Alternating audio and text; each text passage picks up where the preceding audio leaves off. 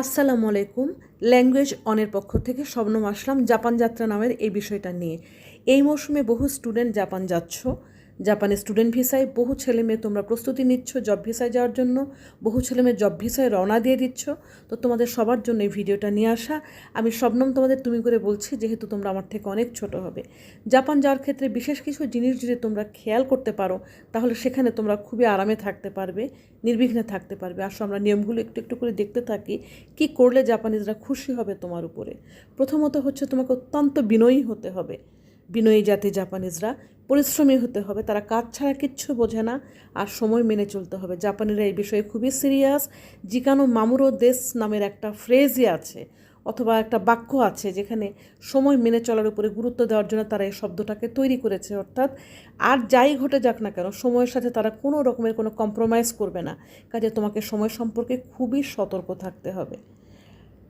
তোমরা যারা জাপান যাচ্ছ, আমি জানি টাকা পয়সার ব্যাপারটা অনেক জরুরি, যে টাকা রোজগার করতে যাচ্ছ, পড়াশোনা করতে যাচ্ছ। মাথায় রাখবে, যত বেশি জাপানিজ ভাষা তোমরা জানবে, তত বেশি তোমরা জাপানে বহু বছরের জন্য টিকে যেতে পারবে, অথবা সারভাইভ করতে পারবে। মাথায় রাখবে, স্টুডেন্ট ভিসায় যারা যাচ্ছ, গাক্কোতে প্রচুর সময় দাও। ল্যাঙ্গুয়েজ গাক্কোতে ভালোভাবে ভাষাটা আগে শেখো। ভালোভাবে ভাষা শিখে ইউনিভার্সিটিতে যাও অথবা জবে যাও, বাট প্রথমে মাথায় রাখো, টাকা রোজগারের থেকে জরুরি হচ্ছে ভাষা শেখা। দ্বিতীয়ত হচ্ছে, তোমাদের মধ্যে অনেকেই আছো যারা কিন্তু জব ভিসায় যাচ্ছ। দুইটা যে বাস্তবতা তো অন্যরকম জিনিস, তো দুটা জিনিস মাথায় রাখতে হবে, কাজও করতে হবে, পড়তেও হবে। পড়া থেকে কিন্তু দূরে থাকা যাবে না, অর্থাৎ ভাষা ভালো মতো শিখতে হবে। যত ভাষা শিখবে, তত বেশি জবের স্থায়িত্ব হবে সেই দেশে। এবং সেখানে মিথ্যা কথা বলাই যাবে না জবের ক্ষেত্রে বা কোনো ক্ষেত্রে। জাপানিরা কিন্তু সেটা পছন্দ করে না। আর একটা বিষয় হচ্ছে কি জানো, জাপানিজরা কিন্তু খুবই সুশৃঙ্খল একটা জাতি, অত্যন্ত শৃঙ্খলাপূর্ণ একটা জাতি। ভদ্র, তাদের আচার আচরণ সুন্দর, তাদের মুখের ভাষা সুন্দর। তারা সব সময় কার্টিসি মেনটেন করে কথা বলে, সৌজন্যমূলক আচরণ, যেমন কন্নিচুয়া, ওহায়ো গোজাইমাস, কম্বাওয়া, ভুল করলে সরি বলা, সুমিমা সেন বলা। আবার রাত্রেবেলা শুতে যাওয়ার আগে ওই আসুমি নাস্তাই বলা।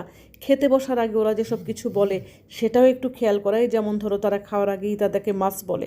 ওদের কালচারকে তুমি যত বেশি রেসপেক্ট করবে, তত বেশি ওরা তোমাকে পছন্দ করতে থাকবে। মাথায় রাখতে হবে, তোমার নিজের সব কিছু ঠিক রেখে ওদের কালচারটাকেও সম্মান করতে হবে, তবেই তুমি জাপানে সফল হতে পারবে। আর সব সময় মাথায় রাখতে হবে, কাজের কোনো বিকল্প নাই, জাপানে ভাষার কোনো বিকল্প নাই। এই দুটো বিষয় যদি খেয়াল করো আর বিনয়ের সাথে যদি চলাফেরা করো, তো জাপানিজদের মনে তোমরা স্থায়ীভাবে জায়গা করে নিতে পারবে।